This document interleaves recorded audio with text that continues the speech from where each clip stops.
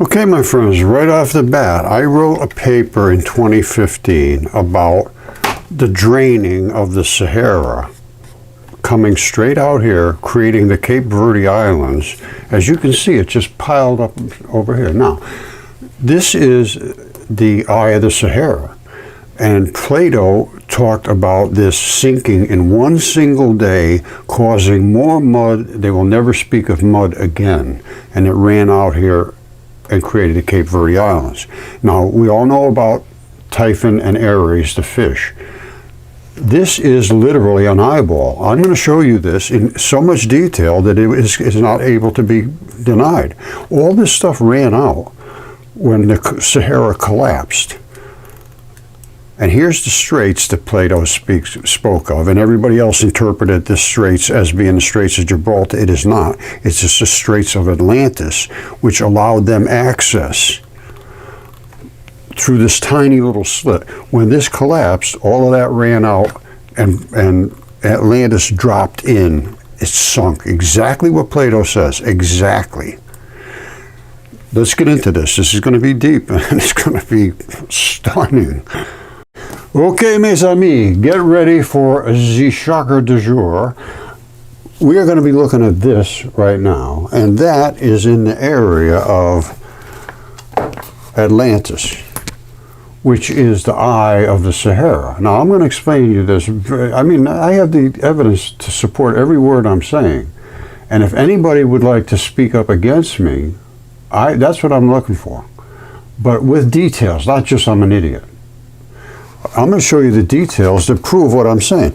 The eye of the Sahara literally was Atlantis, and there's much more to this story.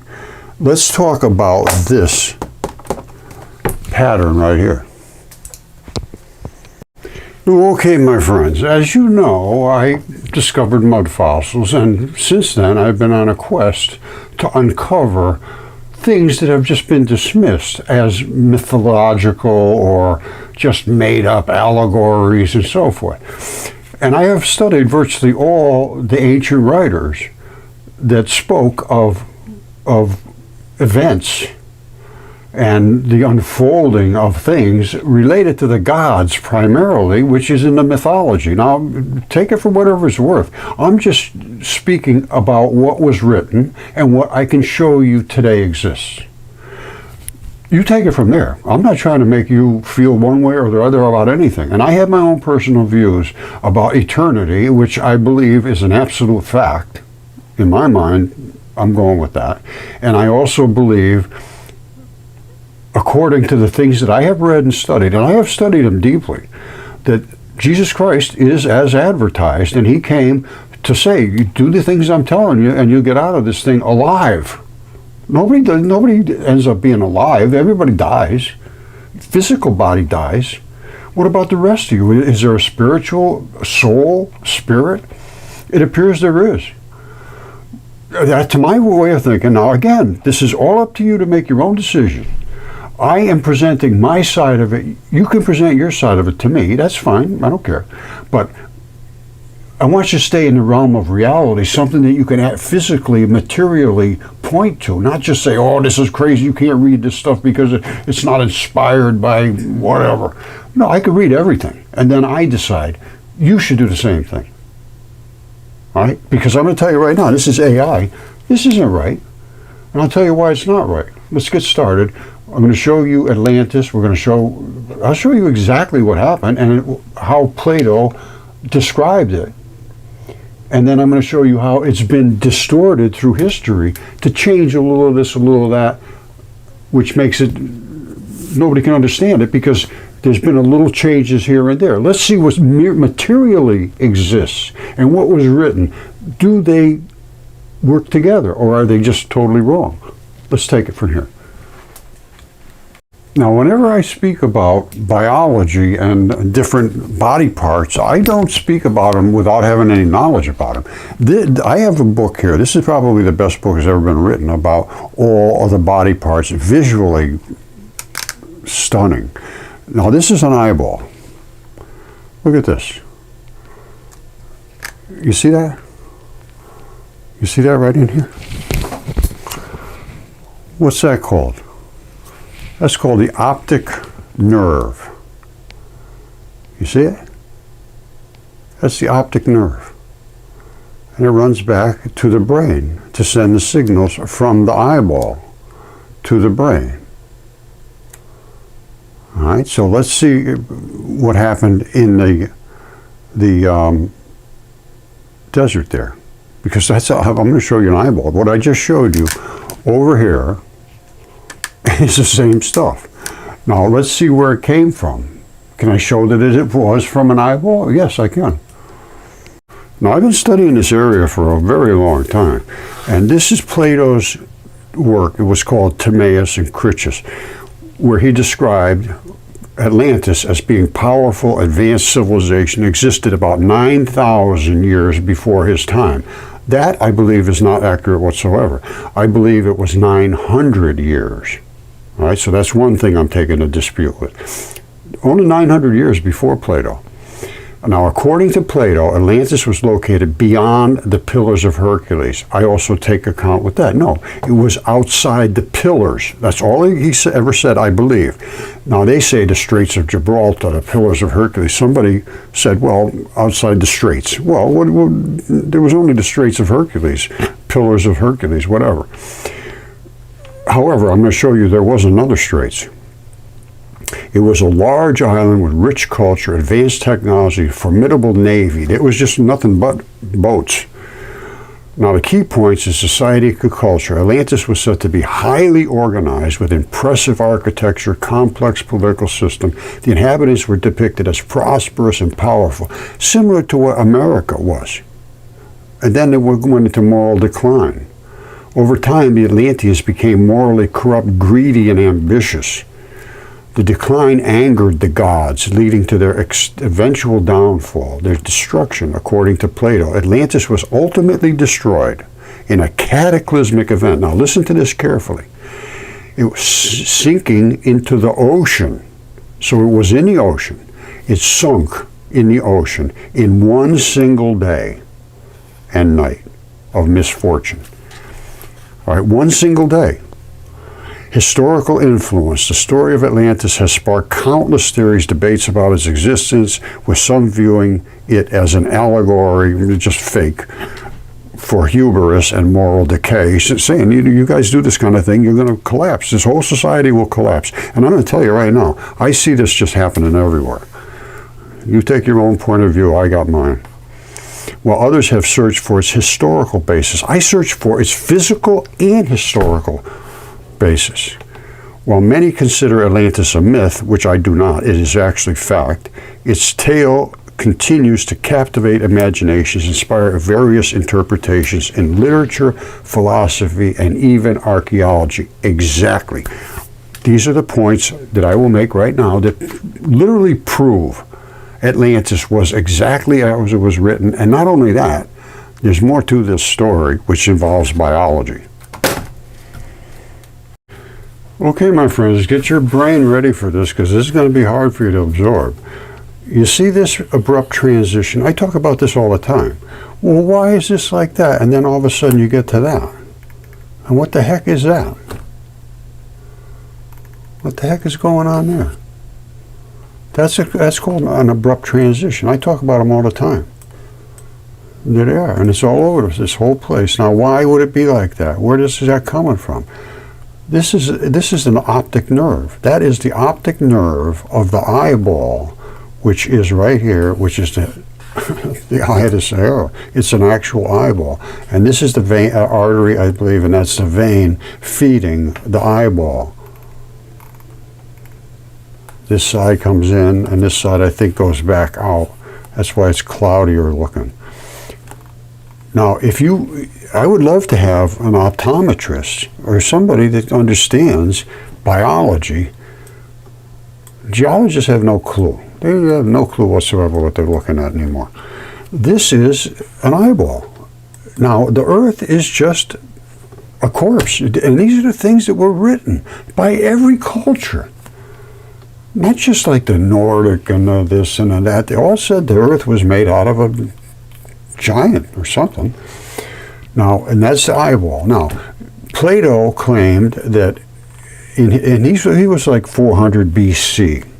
All right, he claimed that Atlantis collapsed in one day and one night, and all of the mud ran out across here and created the Cape Verde Islands. He didn't actually say that. I'm saying that, but he said that mud ran out. So much mud ran out that they will never speak of mud again. Kind of a cute way to put it. And this was an ocean, and it all drained out when the straits collapsed. You say, well, what straits?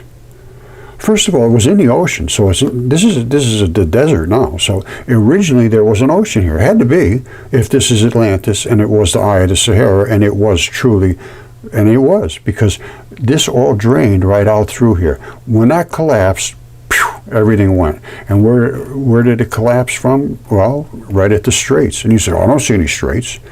Well, then you better start looking over here, because this was the controlling factor. This is why Atlantis was so fabulously wealthy. This is the only entrance coming into the Sahara, it looks like to me. And I looked around, and all I could see is this is the straits. It said Atlantis was right outside the straits. That's the straits. This is the collapse. It all ran out through here, all out, and all of that mud from the Atlantic, or from the Sahara Ocean, drained right out through there. If you talk to a little kid and you say, well, what's this? He says, oh, the water ran out there with all the mud. They know. But now you're a geologist. They we don't know anything about that. Well, I do. And that is mud running off of the Sahara Ocean. And on the ancient maps, they show this as an ocean. And that's why, and Atlantis was outside here. Now, I decided I'm going to have to get real deep into this, because we have to go back to all the ancient texts, and we have to go really deep here. But this is an eyeball. There's no question whatsoever about that. You see that? You see that? You see all these little things coming in here? They use those as boat docks. All right, see all these little entranceways? Every ring has them. And I believe they used them as little boat docks. They were a naval empire. And these were just natural places. They didn't have to make these little canals. And there's the center of the eyeball right there. And this is what an eyeball looks like. Whoops, that's the eye of the universe, the eye of God. That's out in the universe. This is not fake. This is real. Oh, it's CGI. Don't give me that stuff. I'm done with all nonsense. This has been photographed from the Hubble in many, many different ways. As a matter of fact, here's one shot of it. You see that little thing, and you see it going this way? Same thing here. That little thing going this way. They know what it is. I mean, they have pictures of it. Let me put it that way. They got all kind of images of it. So this is not silly stuff. This is the universe is biological, and that, as far as I'm concerned, is an eyeball. You can't get any more eyeball-y than that. That's just identical to an eyeball. If you can give me any difference to a normal eyeball, I would love to know it, because that's a normal eyeball. All right? You see any difference? You see any difference? No, you do not. And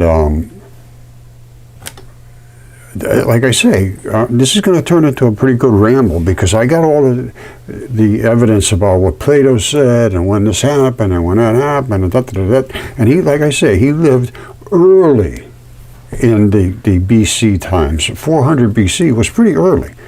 The earliest guy I know of was Hesiod, about 800 BC, and he wrote what was told to him to be written by the daughters of Zeus up on Mount Helicon.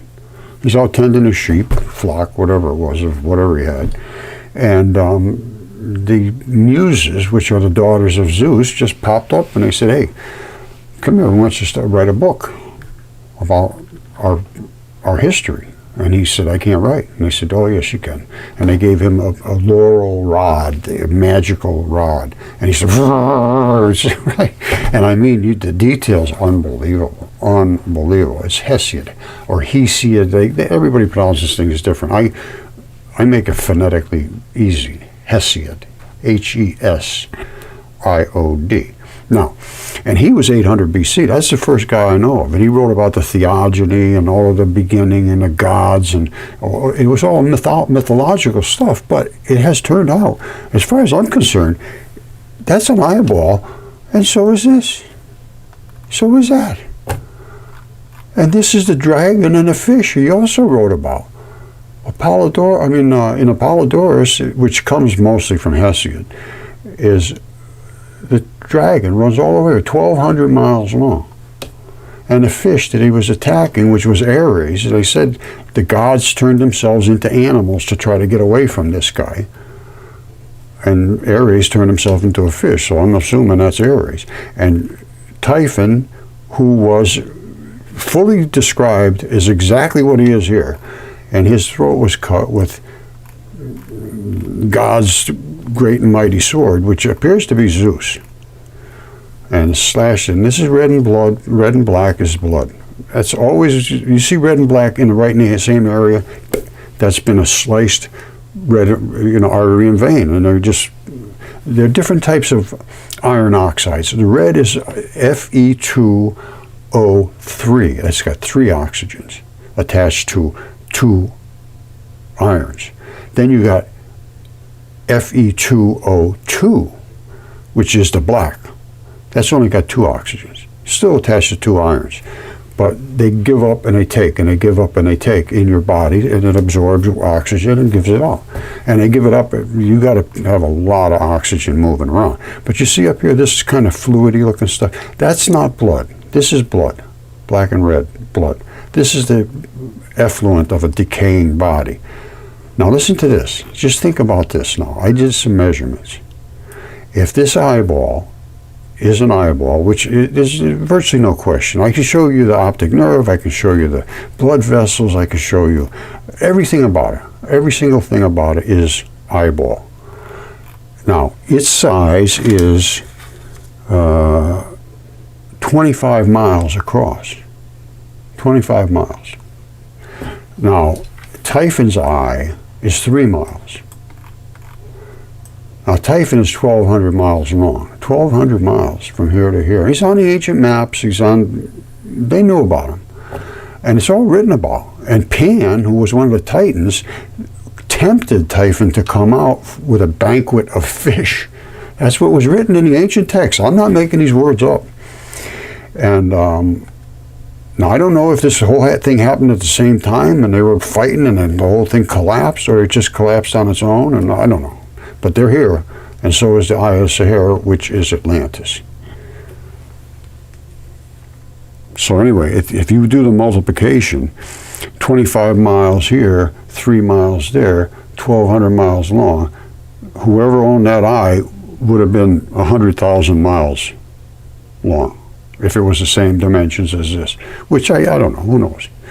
But it's 25 times, no, not 25 times, 8 times bigger. Whoever owned that eyeball the eyeball is 8 times bigger than the one on Typhon. And the one on Typhon is exactly as described in Apollodorus, red flared glowing eye. You see it? There's this red flared glowing eye.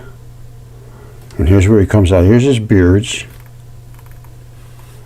You see the 2 beards? And this is some nasty, nasty, nasty stuff coming out of these things. Look, dig around and look at some of these structures. And this stuff is the yellow stuff that comes up this whole side of his body. You see that yellow stuff coming into his beards? All the way down his body that runs. That is the yellow stripe of death. All the way down, all the way down, all the way down, all the way down his gut, until it gets way down here into his gut. And there is the source of nastiness right there. Look at these things. Look at these structures. They tell you that this is just the geology. Oh, that's just runoff. That was everything, all over volcanic, this and that. No, it's not. This was a dragon. And the people that deny these kind of things, I can't imagine. I just can't imagine. Wow, look at this. Huh. Somebody's growing something out there. They're living out here, it looks like.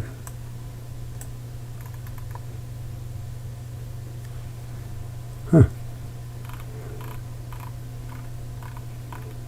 But anyway, these abrupt transitions, this is not accidental. Look at this. They can't explain any of this stuff. And I explain every little detail of it. Every single detail. Not just the little details. I explain every single detail. And it is biology. And this, my friends, is an eyeball. All right, and right here, these two are the main feet. I believe this is the vein and the artery coming in here.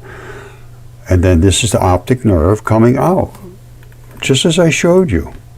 Look at the detail here. Look at this detail. That's coming right out of the eyeball with all of these little nerves. And then it hits the optic nerve, and this is the conductor that conducts all of that information back through this optic nerve network back to the brain. So the brain is somewhere back in this area. Because you still got it here, see it?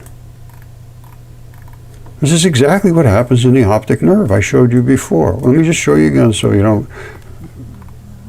not understand. You should understand this by now.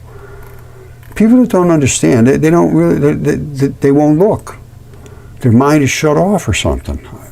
And it is. I've never seen anything like it. I just can't imagine how this ever happened to the human mind. I really can't. Now, back this way would be the brain, somewhere up in this area. Laying under all this mud or somewhere. Under the fish, who knows? But you saw the optic nerve. There's one more look at the optic nerve, one more look at the anatomy, and then we're going to move on. All right, here's all this stuff coming in. You see these little boat docks and channels? Just give it time to settle in. These are like channels. They come up to little boat docks, it looks like to me. Whether they cleaned them up or whether they were just in this good a condition, I don't know. But you see this? These come in and they come off. What are these little things here? Are those just part of the biology? And they could be. Or are they some kind of structures, or did they have something going on there? Everywhere they have them. And you see here? What this is, I don't know. It's likely it's part of the biology, but it could have some other, I don't know, they could be structures or something. I really don't know. I haven't been there. I don't go out and they're, oh, you should go out and check it out. No, I'm not going to do that.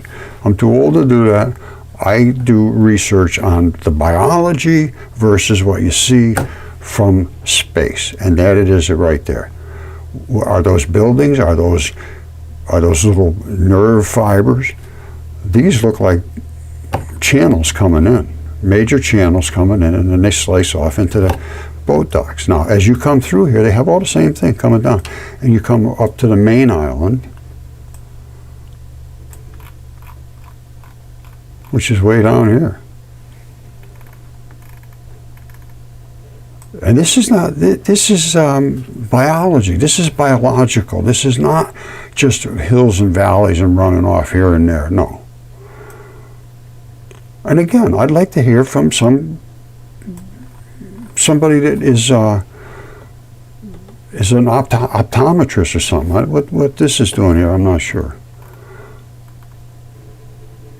But that's part of the eyeball, and there's no question about that. And it interfaces with this somehow. I find this stuff fascinating. There's so much to look at. You know, if you take your time and look. Look at this.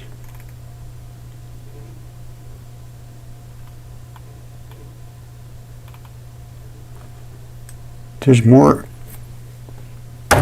fibers running here and there. I don't know what to say other than I know what it is.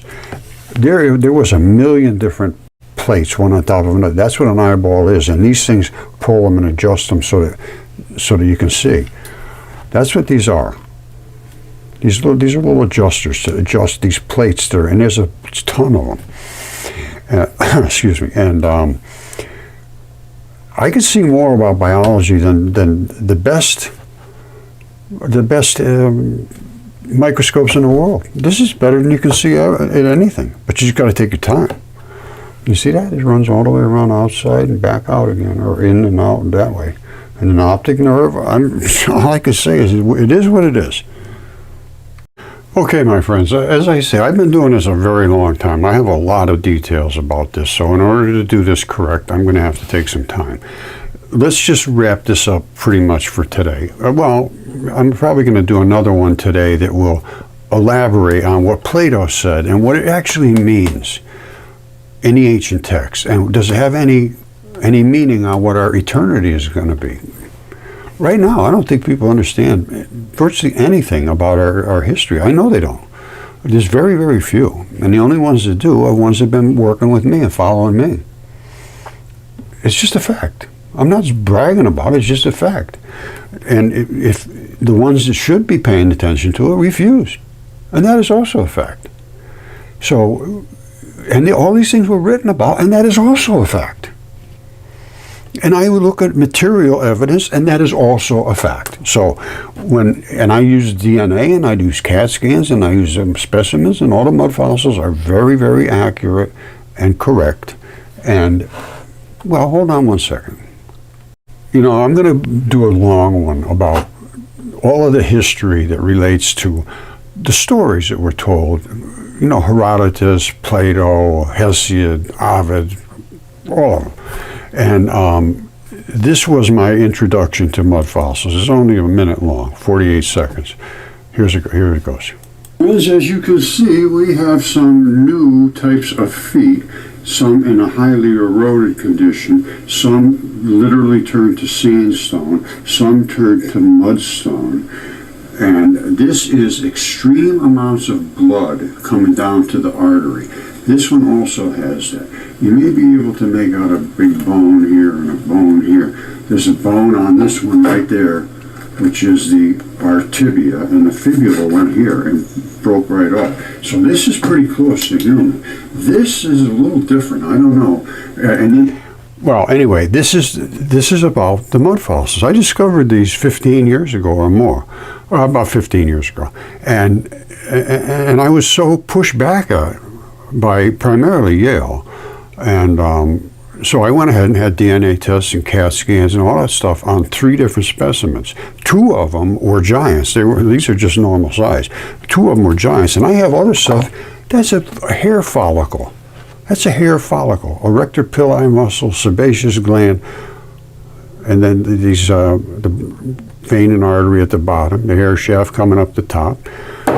And I realized that there's nothing I can do to present my evidence because I'm being blocked everywhere, even though I have all the evidence that supersedes everything they're saying, which is all speculation. And Yale did put a paper up finally, it really was my paper, only they said, oh, no, there was no bones, there was none of this stuff. It was just all soft tissue jellyfish. And they were before the evolution of creatures that had bones and teeth and everything else. Can you imagine that? I have them all here, and I have them DNA tests and CAT scans, specimens, everything else, and they refuse to look at it. That's why it's not good. It's not good. But anyway, we're going to go back to let's find our own reality. You're not going to get it from academia anymore. And it's a terrible state of affairs when you can't trust your teachers, when your teachers are literally frauds and liars. I can't imagine anything worse, and it's as bad as it gets, and we got it right now. Okay, again, I guess we're going to sort of close this one up for now, but here's the deal. There was so much written about Atlantis that has been dismissed that it was, countless theories and debates about its existence. Well, I just showed you it existed, and the reason it collapsed was Plato did say that they mined from under it everything that they could exploit, metals and jewels. Now, why would there be so much of that stuff under an eyeball? Well, that's because the eyeballs are made out of metals almost. I'm going to show you in a second. And he said, here's what I asked. I said, did Plato say mining Atlantis caused the collapse? Plato in his Timaeus and Critias describes Atlantis' powerful civilization eventually fell out of favor with the gods due to its moral decline. It does not explicitly state mining caused the collapse. However, it does mention exploitation of the resources. Well, that was the mining, such as metals and minerals. Yeah, which is part of why it was very prosperous. And here's what's in an eyeball. These are the metals that they find in the eyes. You're loaded with these metals, and you have to have all these different metals to bounce different frequencies of light. So they say transition metals like copper and zinc are important for understanding physiology of eyeball tissue, ocular tissue, development of diseases related to oxidative stress. That's the oxidation levels changing. Other metals that can be found in the eyes include cadmium, lead, aluminum, arsenic, barium, cobalt, chromium, mercury, nickel, thallium, everyone. 100% of the metals that are in your body can be found in the eyes, and they're highly concentrated. All right, to be honest with you, this was just a surface skim of what's about to come. And we're going to be talking about Plato and all of his contemporaries and who he learned from and what they had to say about history and the beginning of everything. And this is extremely detailed about Plato, about his influences of Socrates and Pythagorean theorem and all these philosophies, the forms, the soul, epistemology, ethics, politics, rhetoric and poetry, his works, themes, textual sources in history. This gets quite the authenticity. And his work survived when almost nobody else's did. Somewhere in here talks about it surviving 2,500 years in perfect intact where nobody else's did. Most of the stuff is like torn up. Some of his stuff is too. But anyway, Plato was one of the guys that we're going to be looking into deeply. There was all kinds of writers back then, and they've pretty much dismissed. They come and they go through history, but now I'm showing the evidence that supports the words they were saying. Now, if somebody can come up and say, no, Roger, you're wrong because of this, that, and the other thing, I'd like to hear it. But their statements and my discoveries of their statements having substance, you know, Atlantis, the Eye of the Sahara, all this stuff. This is not a joke. It's time to start looking back into these things as, you know, in a scientific manner, material based. Let's look at it. Don't just say, oh, it just looks like that, it's not that. Well, no, it is that. If it looks like that, and it is that, it is that. Because I'm telling you, the things I've been shown, there's just no way to deny it. None whatsoever. And the only people that can deny it are the people that are in charge of what you're allowed to learn. That's not a fish. I think it is. That's not a dragon. Well, I don't know. What's it doing with all these dragon scales laying all over its throat? Sure look like dragon scales to me. I don't know what they look like to you.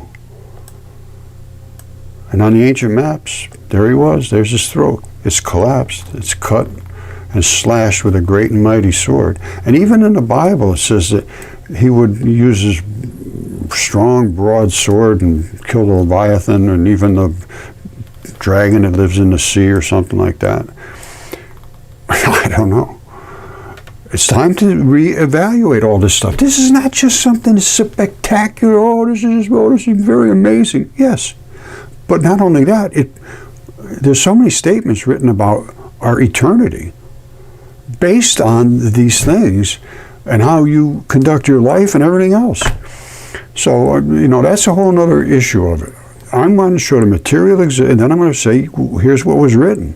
And there's Bibles, there's all kinds of different Bibles. And then there's all kinds of different Gnostic texts. And everybody had their words to say.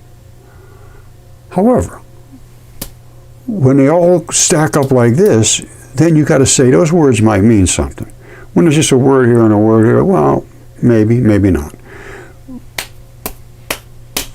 Yes, those are the things I look for. What did they say and what can I show? All right, stay tuned, because we're going to get deep, and we're going to get into prophecy and all of the stuff that was written that everybody just laughed at. And prophecy, I got a problem with that myself. Is prophecy actually prophecy? Who was allowed to prophesize? And why were they allowed to prophesize? And was it just, sort of guesses? I mean, there is words written that prophecy, there will be false prophets. They just lead you astray because they're supposed to be a prophet. They can say whatever they want. It's more like academics now, and they don't tell you the truth, knowing it's not the truth. Just like a false prophet, where they talk about now they're going to be false teachers. And I'll show you all the texts that were written. It said there was false teachers among the people, just as there will be there was false prophets among the people, just as there will be false teachers among you. And their destruction does not sleep. So I think it's time for truth, and I think that people, if they want to have a good eternity, they should be truthful. So let's start with that. I love you all. Pay attention. The next one is going to be just a Roger ramble. We're going to go over all the old texts and to see what everybody had to say, and what's the meaning. The meaning, that's up to you. But the material evidence is pretty striking. And the statements that were made, like I said, I take the ones that all match up. And let's see if we can find some. All right, so stay tuned for the next video.